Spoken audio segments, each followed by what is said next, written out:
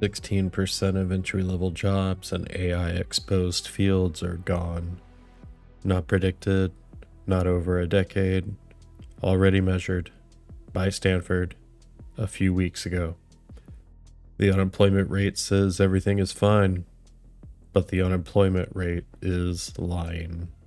I'm Tired Tech. I make videos about what's actually happening with AI and tech, told by someone who's been around long enough to recognize hype when he sees it. If you've been trying to get a first job in tech, or in finance, or even in a customer-facing white-collar role, and you keep getting the same response that there's fewer roles open right now, or that AI is helping us scale without hiring, you're not imagining it. The official unemployment rate in the United States in April 2026 was 4.3%. The official narrative is that it's stable, healthy, near full employment. 3 things the official narrative doesn't tell you. First, the labor force participation just dropped almost a full percentage point in a single year, which doesn't happen outside of a recession. The second, the number of people working part-time because they can't find full-time work jumped by 445,000 in 1 month. Third, almost all of the new job creations over the past 12 months is in one sector, healthcare.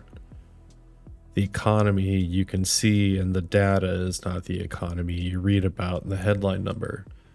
And in the middle of that gap, there's the thing nobody quite wants to call by name.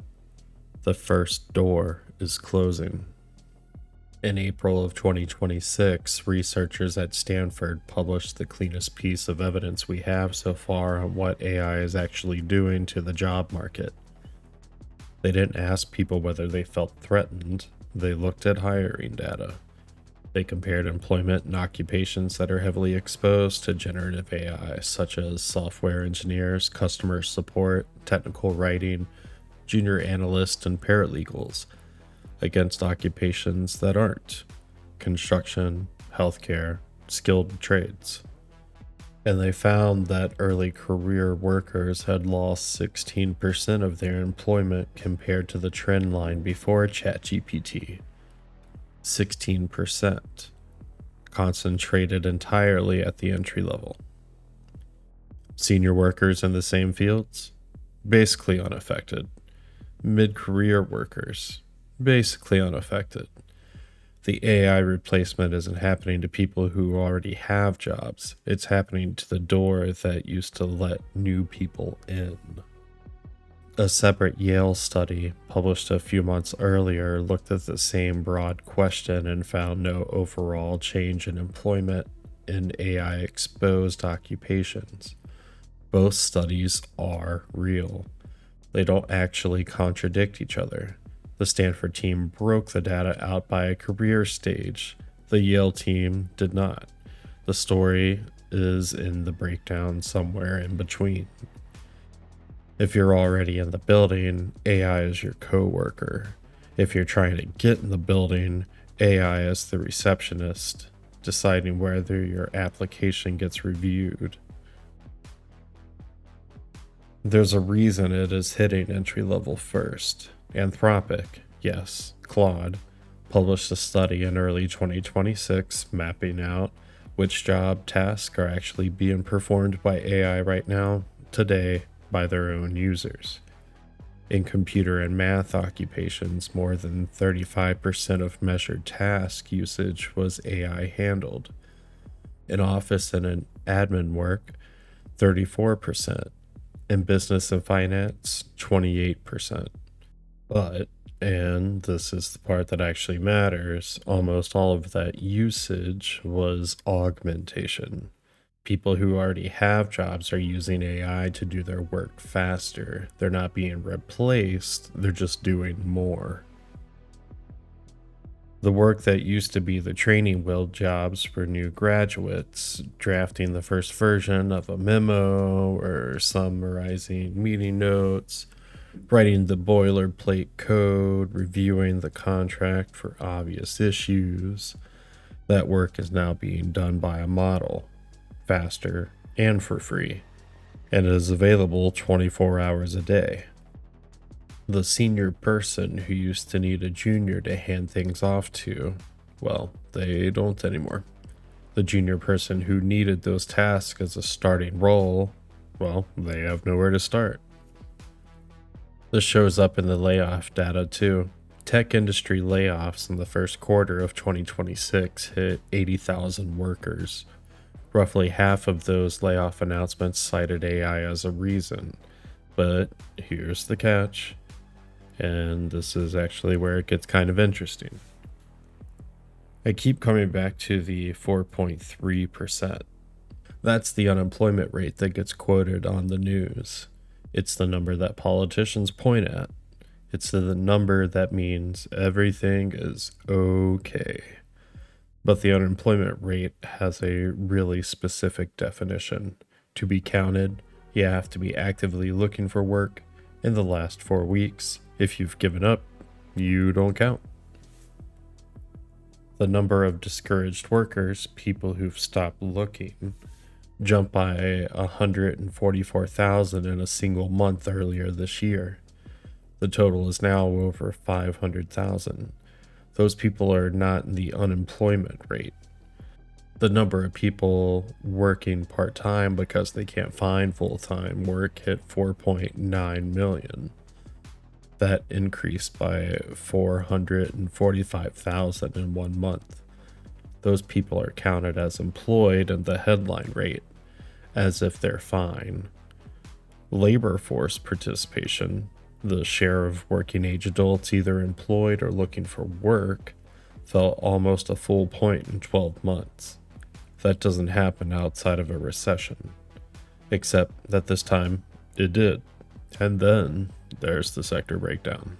Almost the entire net job gain in the United States over the past 12 months came from one industry, healthcare. Take healthcare out of the labor market and it's essentially flat. The stable, healthy economy is one industry hiring nurses and home health aides while we all get older. When a single statistic is doing this much hiding, calling it the unemployment rate starts to feel generous at best. There's a last thing happening that complicates the AI story in the other direction. A resume.org survey of hiring managers earlier this year found that almost 60% of companies planning layoffs in 2026 cited AI as the reason, but only 9% said that AI had fully replaced any specific role. 60% cited, 9% actually replaced. 60% of the managers in that same survey admitted directly to the researchers that they emphasize AI and layoff explanations because it's seen as more acceptable than admitting the company overhired during the pandemic and now has to course correct. Harvard Business Review wrote a piece on this in January. They called it AI's potential, not its performance. The headline framing is that companies are laying off workers because of what AI might do in the future, not because of what it's done so far. There's a name for that. It's called AI washing. And it means two things are happening at the same time, which are both true and both buried in the headline narrative. AI is genuinely closing the entry-level door. The Stanford data is real.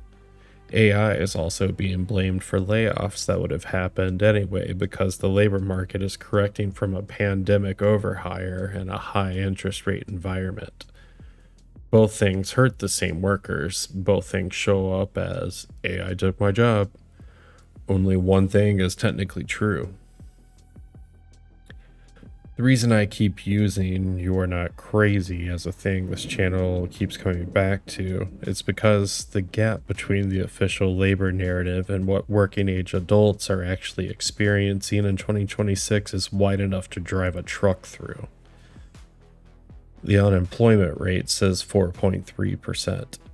The reality for entry-level white-collar workers in exposed AI fields is much worse than that.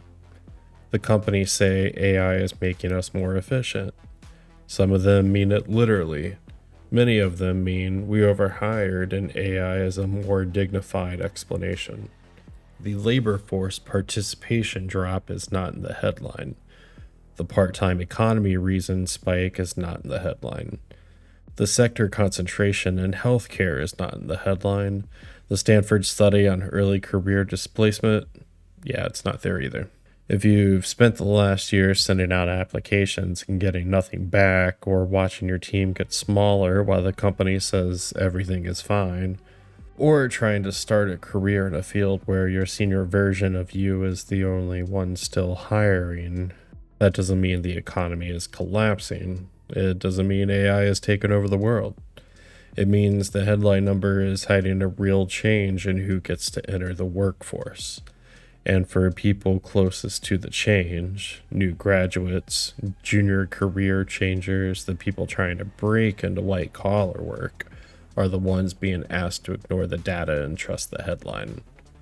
We call it Anthropic on the model regression because someone ran 234,000 tool calls. We can catch this story too. The data is already public. The studies are already published. It's just not in the place most people read. You are not crazy. If you want more videos that take the official narrative apart and put it back together with the actual data, subscribe to Tired Tech. New video every other week. Skeptical, slow, as honest as I can make it.